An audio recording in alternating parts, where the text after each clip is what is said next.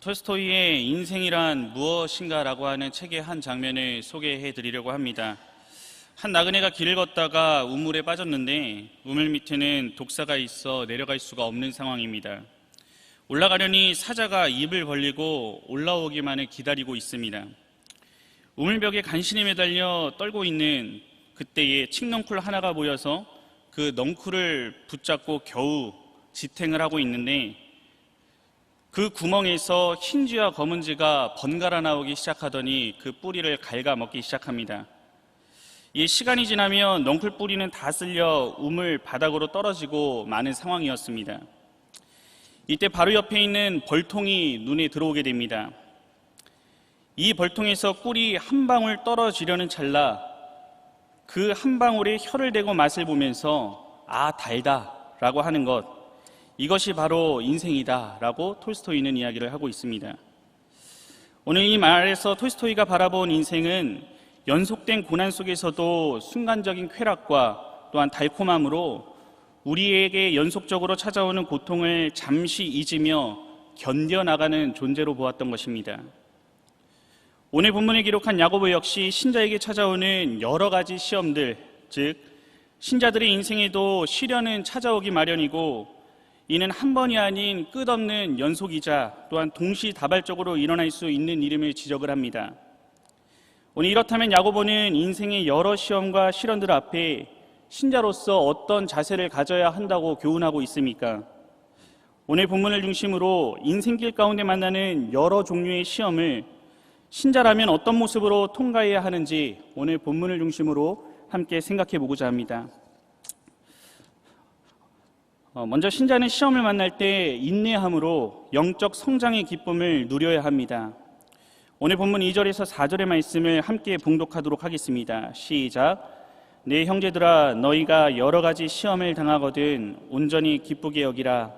이는 너희 믿음의 시련이 인내를 만들어내는 줄 너희가 알미라.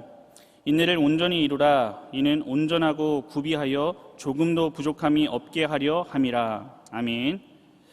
오늘 본문 2절에서 야고보는 시험에 대한 이야기를 하는데 이 시험이 한 가지가 아닌 여러 가지다라고 표현을 합니다. 오늘 이렇게 여러 가지로 신자에게 찾아오는 시험은 두 가지의 의미가 있는데 먼저 자기 욕심에 미혹되어 빠지는 유혹과 일종의 자격을 취득하기 위해 통과해야 하는 테스트의 의미가 있습니다. 오늘 우리가 살펴본 본문에서는 유혹으로서의 시험이 아닌 후자에 말한 테스트, 즉 신자로서 성숙해지기 위해 필수적으로 통과해야 할 시험이라는 의미로 사용이 되었습니다. 이 말은 신자가 믿음으로 살고자 할 때에 따라오는 시련이나 시험으로 이해할 수가 있는 것입니다. 이러한 시험에 대해 야고보가 말하고 있는 이유는 무엇입니까? 이 편지를 수신하는 그리스도인들도 믿음의 삶 가운데 수많은 위협과 시험이 여러 가지인 현실을 살아왔기 때문입니다. 이 편지의 수신자인 디아스포라 신자들은 예수를 믿는다는 이유로 삶의 터전을 내려놓고 이주를 강제로 당했습니다.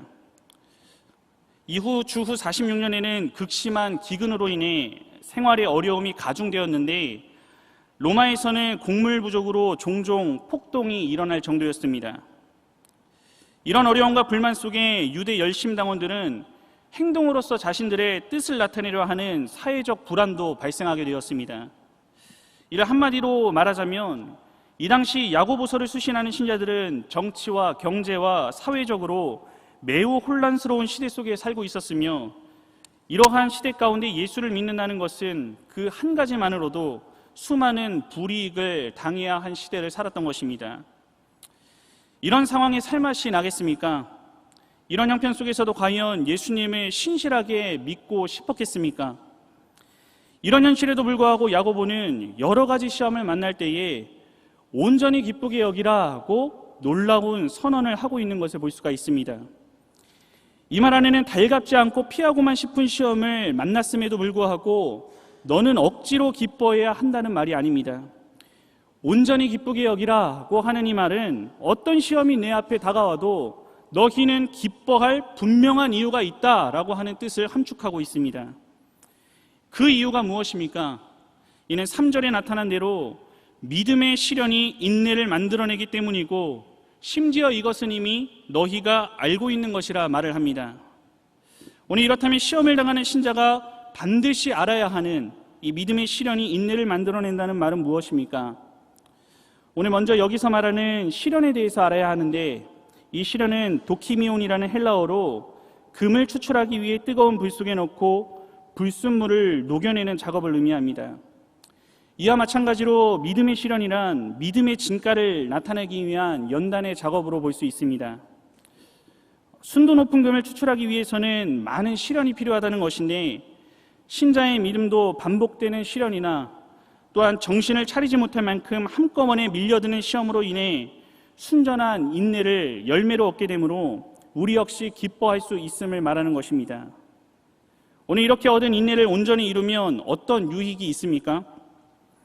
인내의 정체는 문자적으로 보면은 어떤 상황 아래서 흔들림 없이 머물러 있는 상태를 뜻하고 있습니다.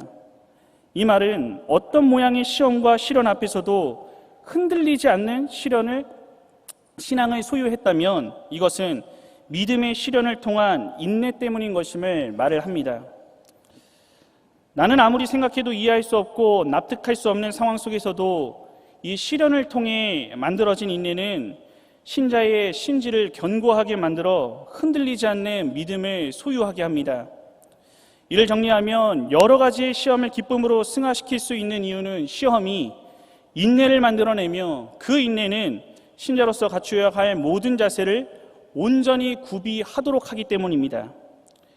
시험을 반가워할 사람은 아무도 없지만 시험을 당할 때 그 순간이 힘들고 고통스럽더라도 신자는 그것으로 끝이 아님을 알아야 합니다. 아무리 힘들고 어려운 시험을 통과하더라도 신자에게는 이것을 기뻐해야 할 이유가 있습니다. 이는 바로 시험이 인내를 만들고 인내는 온전한 신자로 가꾸어 준다는 사실입니다. 힘든 고난 없이 영광은 없는 것처럼 시험 없는 신앙은 참된 영적 기쁨을 누릴 수 없음을 알아야 하는 것입니다. 오늘 우리의 주변에는 신자나 불신자나 삶의 어려움이 내 앞에 찾아왔을 때 내가 지은 과거의 죄의 모습들을 떠올리며 형벌적인 차원에서 죄와 시련이라고 하는 것을 인과관계적인 틀에서 생각하는 경우를 쉽게 보게 됩니다. 이러한 모습은 성경 안에서도 발견할 수가 있는데 욥의 고난에 대한 엘리바스의 말이 대표적이라 할 수 있습니다. 이는 만약 우리가 이런 시각에서만 머문다면 어떻겠습니까? 이 땅을 살아가며 끊임없이 죄를 짓고 살아가는 우리의 인생이 아주 불행한 일들로만 가득할 것입니다. 오늘 우리는 엘리바스에 대한 욥의 고백과 또한 성경의 여러 내용을 통해 우리가 알고 있어야 하는데, 이 시련의 원인을 생각하면서 나의 과거의 모습에만 시선이 머물러 있기보다는 이 고난과 시험이라는 상황까지 모든 것을 주장하시고 결국에는 합력하여 선을 이루시는 하나님께 우리의 시선을 돌려야만 합니다. 여호와 하나님께서는 우리 개인을 위한 분명한 목적을 가지고 하나님의 통제와 허락하신 안에서 내가 감당할 수 있는 분량의 시련을 통해 우리를 성화의 걸음으로 인도해 가시는 분임을 알아야만 합니다. 우리의 완전하지 못한 연약한 믿음을 시련을 통해 견뎌내게 하시고 이 시련을 통해 믿음을 온전히 하는 인내를 더욱 성장시켜 나가십니다. 나름 잘하고 있다 여기는 내 신앙의 실제적인 모습을 그 시련과 시험의 순간을 통해 분명히 자각하게 하시고 흔들리지 않는 신앙을 소유한 신자로서 연단해 나가시는 분이십니다. 이는 마치 기타를 처음 칠 때 줄을 잡는 손가락이 빨개지고 물집이 잡히고 또한 그 손이 터지고 피가 나는 순간을 반복하지만 이를 인내하고 극복했을 때에 그 손에는 굳은 살이 생겨 어떠한 곡을 쳐도 끄떡없는 상태가 되는 것과 같다고 볼 수 있습니다. 이러한 상황 가운데 우리는 또한 알아야 합니다. 이렇게 연단을 받고 신자로서 갖추어야 할 믿음의 인내를 소유하면서 온전히 구비되는 일은 내가 주체가 되는 일이 아니라는 사실입니다. 이 사실이 만약 이러한 일이 인간의 노력으로서 이루어지는 일이라면 언제나 한계를 만나게 될 것이고 실패와 좌절 가운데 시련과 그 시험을 극복하지 못하게 됩니다. 하지만 이 일은 본질적으로 하나님께서 행하시는 사역으로 이를 좀 더 구체적으로 말한다면 신자가 협력하는 하나님의 일입니다. 이렇다면 신자에게 찾아오는 시련과 시험은 무엇입니까? 신자라면 믿지 않는 자들과 분명히 다른 점이 있다는 사실을 기억을 해야만 합니다. 이 세상을 살아가며 끊임없이 찾아오는 여러 모양의 시험과 시련은 점점 더 흉흉한 소식들이 더해가는 이 세상에서 우리의 믿음을 순수하게 하고 우리 안에 있는 인내의 크기를 더 크게 하시며 우리가 믿음 안에 흔들림 없이 단단하게 만들어주시는 하나님의 크신 계획과 목적 가운데 진행되는 일임을 알아야 하는 것입니다. 이런 믿음을 소유하고 바로 깨닫게 될 때에 우리 역시 모든 시련과 시험을 기쁘게 여기며 통과할 수 있게 되는 것입니다. 오늘 우리는 비록 시련이 가져다주는 그 고통은 그 자체로 힘들고 피하고 싶은 일이 분명하지만 이 시련을 통해 시련을 당하는 현실보다는 하나님의 계획과 목적을 바라보시고 그 현실과 시험이 없었다면 결코 도달할 수 없었을 흔들리지 않는 순전한 믿음을 소유하게 됨을 깨달으시고 모든 시험을 기쁨으로 통과하는 모든 성도님들이 되시기를 간절히 바랍니다. 둘째로 신자는 시험을 만날 때 기도로 하나님의 지혜를 구하며 인도를 받아야 합니다. 오늘 본문 5절에서 8절까지의 말씀을 함께 봉독하도록 하겠습니다. 시작. 너희 중에 누구든지 지혜가 부족하거든 모든 사람에게 후히 주시고 꾸짖지 아니하시는 하나님께 구하라. 그리하면 주시리라. 오직 믿음으로 구하고 조금도 의심하지 말라. 의심하는 자는 마치 바람에 밀려 요동하는 바닷물결 같으니 이런 사람은 무엇이든지 주께 얻기를 생각하지 말라. 두 마음을 품어 모든 일에 정함이 없는 자로다. 아멘. 함께 읽은 본문에서 야고보는 앞서 언급한 여러 시험과 관련하여 이 시험을 이기는 지혜가 부족하다고 느끼는 자는 누구든지 하나님 앞에 나와서 지혜를 구하라고 하는 권면을 볼 수가 있습니다. 오늘 본문에서 말하는 지혜란 그렇다면 어떠한 지혜입니까? 오늘 고등부 운동원에게 대학의 문을 열어줄 지혜, 또한 취업과 승진을 위한 우리 청년들에게 필요한 지혜들, 아이들을 남부럽지 않게 키울 지혜 등 우리가 떠올릴 수 있는 여러 모양의 지혜들이 있을 것입니다. 하지만 본문에서 말하는 지혜는 헬라어로 소피아라는 단어인데 올바른 삶을 위해 갖추어야 할 영적 지혜를 의미를 합니다. 이는 시험을 만날 때 악한 길을 피하고 의의 길을 갈 수 있도록 해주는 하나님이 주시는 영적 이해와 통찰을 의미하고 있습니다. 이러한 지혜를 하나님께 구할 때 어떻게 하십니까? 5절을 보면 후히 주시고 꾸짖지 아니하신다고 했습니다. 우리 하나님은 신자가 영적인 지혜를 구하는 것을 기뻐하시는 분이십니다. 또한 단지 기뻐하시는 뿐만 아니라 후히 주신다라고 말을 합니다. 넌 이것도 모르냐라고 꾸짖지 않으시고 마음껏 지혜를 주시는 분이심을 알 수가 있습니다. 이렇게 후히 주시고 꾸짖지 아니하시는 하나님께 구할 수 있는 것은 신자에게만 주어진 귀한 특권입니다. 오늘 야고보는 이 특권을 누리라고 명령하면서 구하라고 외치고 있는 것입니다. 모든 시험을 이기는 길은 세상의 지혜가 아닌 하나님께서 꾸짖지 아니하시고 후히 주실 영적 지혜로만 가능하기에 이 응답하실 하나님을 바라며 구하라고 외치고 있는 것입니다. 오늘 이렇다면 이 지혜를 어떻게 구할 수가 있는 것입니까? 이에 대한 답이 6절에 나와 있는데 이러한 지혜를 구할 때 반드시 수반되어야 하는 간구의 태도가 어떠해야 하는지를 말해주고 있습니다. 이에 대한 답은 오직 믿음으로 구하라고 하는 것입니다. 믿음으로 구한다라고 하는 것 무엇입니까? 조금도 의심하지 않는 것을 말합니다. 의심하는 것이란 8절에 두 마음을 품는 것을 말하는데 이는 오직 하나님이 이길 힘과 지혜를 주신다는 사실을 굳게 붙잡는 것이 아니라 일단 기도도 한번 해보자 라고 하는 식의 태도를 의미합니다. 이는 마치 기도에서 나쁠 것 뭐 있냐 라고 하면서 마치 보험에 가입을 하듯이 일단 힘드니까 기도도 해보자 라고 하는 모습입니다. 이런 마음을 두 마음을 품은 것이라 말하며 이 두 마음을 품고 의심하는 자의 간구를 하나님께서 들으실 리가 있겠습니까?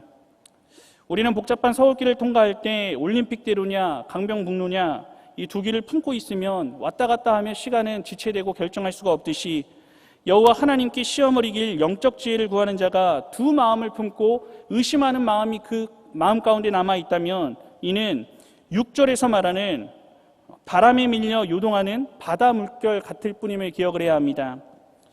오늘 야고보는 기도는 하면서도 아직도 신앙과 불신앙 사이에서도 이도 저도 선택하지 못하는 자기 모순에 빠져 망설이는 이 불신앙적인 태도를 버려야만 한다라고 촉구하는 것입니다. 오늘 만약 이를 버리지 못하면 주께 얻기를 생각하지 말라라고 7절에 단호하게 말을 합니다.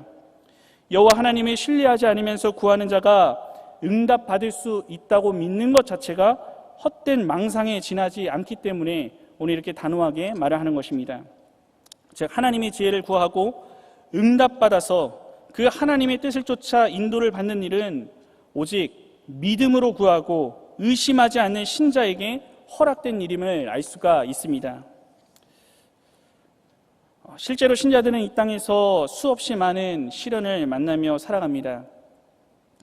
오늘 우리가 직면한 코로나19 바이러스는 진정될 줄을 모르고 현실을 더욱 어렵게 만들어가고 있습니다. 많은 자영업자들과 기업의 어려움은 이미 우리가 체험하고 있는 현실의 시련들입니다. 이 세상은 급변하고 확실치 않은 미래의 상황과 어려움 속에서 심란하고 혼란스러운 마음은 어쩔 수 없는 것 같습니다. 이런 현실 앞에 많은 고민들이 있으실 것이고 또한 선택의 기로에 놓이는 상황을 마주하게 될 수도 있습니다. 또한 밤새 전전긍긍하며 밤잠을 설칠 때도 있고 여러 방법들과 수단들을 알아보고 계획하기도 할 것입니다. 이는 꼭 코로나19 사태로 인한 것이 아니어도 이전에 경험하고 체험한 일들이라 생각됩니다. 이는 신자뿐만 아니라 불신자도 겪는 일이고 문제를 해결하기 위해 고민하고 애쓰는 모습은 불신앙적인 일이라 할 수 없고 신자에게도 반드시 필요한 일인 것임은 분명합니다. 이에 중요한 것은 같은 고난의 상황을 통과할 때 신자와 불신자가 분명히 다른 한 가지가 나타나야 하는데 오늘 말씀에서 볼 수 있듯이 바로 신자에게만 주어진 특권인 기도로서 하나님의 지혜를 구하고 인도를 받는 일이 이루어져야 합니다. 이렇게 여러 시련과 시련 속에 기도로서 하나님께서 주시는 지혜를 간구해야 한다는 사실은 이미 어린 시절부터 우리가 들어온 당연하고 마땅한 지식이지만 우리의 현실의 모습은 어떠합니까? 시험을 당해도 고난이 있어도 하나님께 바로 엎드리지 않습니다. 오늘 우리는 시험을 당했을 때 마땅히 하나님께 시련의 원인을 물으면서 성령의 조명하심 앞에 엎드려져야 하는데 이러한 모습은 늘 지체되고 시간이 걸립니다. 심지어 기도의 함을 알면서도 오랜 시간조차 간구조차 하지 않고 그 시간을 통과할 때가 있습니다. 이에 더 나아가 내가 처한 시련의 내용이 감당하기 힘들고 어려울 때 하나님 앞에 기도하지만 문제가 해결되고 나면 언제 그랬냐는 듯이 기도하지 않고 세상의 지혜만 구하며 살아가게 됩니다. 이런 연약하고 부족한 모습에도 우리는 기억을 해야 합니다. 우리가 하나님의 지혜를 구할 때 우리를 결코 외면하지 않으시고 후히 주시고 거절하지 않으시는 하나님이시라는 사실입니다. 하나님의 지혜를 구하는 자들을 결단코 빈손으로 돌려보내지 않으시는 분이심을 기억해야 합니다. 왜 그런 부족한 모습으로 무슨 배짱으로 너 내 앞에 나와왔냐고 내 앞에 행한 너의 모습이 어땠는지 아냐고 꾸짖지 않으십니다. 오히려 순전한 마음으로 넉넉히 주시는 하나님이심의 믿음으로 그분 앞에 날마다 간구하며 하나님께서 주시는 지혜를 잊기를 힘써야 하는 것입니다. 혹여나 내 뜻을 정하고 하나님께서 그 뜻에 맞춰주시기를 바라는 것도 안 됩니다. 내 마음과 생각이라고 하는 것, 인간의 욕심 그리고 생각 언제든지 변할 수 있고 불완전한 것이기 때문에 철저하게 하나님의 지혜로 깨닫기를 간구해야 합니다. 내가 당한 시험의 내용을 통해 하나님이 무엇을 요구하시는가 하는 것을 발견해야 합니다. 여러 어려움이 여러분의 삶 속에 시험으로 남겨져 있으십니까? 이를 통과하기 위해 세상의 지혜를 구하기에 앞서 하나님의 지혜를 먼저 구하시기 바랍니다. 내일이 아닌 오늘 또한 매일의 삶 속에서 하나님의 지혜를 믿음으로 구할 때 후히 주시고 꾸짖지 않으시는 하나님께 응답받음으로써 어떠한 시련도 하나님께 인도를 받아 넉넉히 이기며 나아가는 성도님들이 되시기를 간절히 바랍니다. 오늘 헌신하시는 16에서 18 여전도의 회원과 성도 여러분, 신자의 삶은 끊임없이 시련과 시험의 연장선에 있습니다. 어거스틴의 표현에 의하면 사람이 살았다는 것 자체가 시험 속에 있다고 말을 합니다.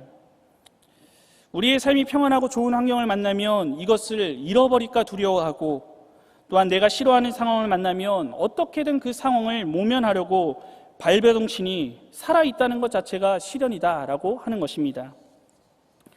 신자의 삶은 이처럼 시련과 시험으로 둘러싸인 삶입니다. 우리는 이를 직시하고 이 땅에서 시험당하는 것을 이상하게 여기지 말아야 합니다. 현실이 그렇다고 해서 내 인생은 왜 이런 걸까? 라고 낙심하거나 하나님을 원망하는 죄를 지어서는 안 됩니다. 우리는 신자로서 그 고난과 시험을 어떤 모습으로 이겨내야 할지를 고민하며 나아가야 합니다. 무엇보다 한 번도 경험하지 못한 특별한 이 상황 속에서 예상치 못한 고난이 물밀듯이 밀려오는 이 시기에 이를 고민하고 나아가는 일은 무엇보다 중요하다고 할 수 있습니다. 이에 대해 우리는 어떤 답을 얻을 수 있습니까? 먼저 신자의 시험과 시련은 하나님의 분명한 목적하심 속에 이루어지며 나의 믿음을 더욱 굳건하게 만드시는 시간임을 기억하고 기쁨으로 그 시간을 통과할 수 있음을 기억해야 합니다. 이에 더 나아가 하나님은 우리가 시험과 시련으로 인해 하나님께 기도하며 그분 앞에 지혜를 구할 때에 우리를 외면하지 않으시고 넉넉히 응답하시어 갈 길을 인도하여 주시는 하나님이심을 기억해야 합니다. 내 인생이 힘들고 어렵고 괴로운 일이 닥칠 때에도 끝까지 인내하시면서 믿음의 기도를 올려드리고 모든 것을 합력하여 선을 이루어주시는 우리 하나님의 섭리를 따라 오히려 더욱 온전하고 구비하여 부족함이 없게 되는 기쁨의 삶 가운데에 하나님께서 기뻐하시는 삶을 계속하여 살아가는 오늘 헌신하시는 16에서 18 여전도의 회원과 모든 성도님들이 되시기를 간절히 바랍니다.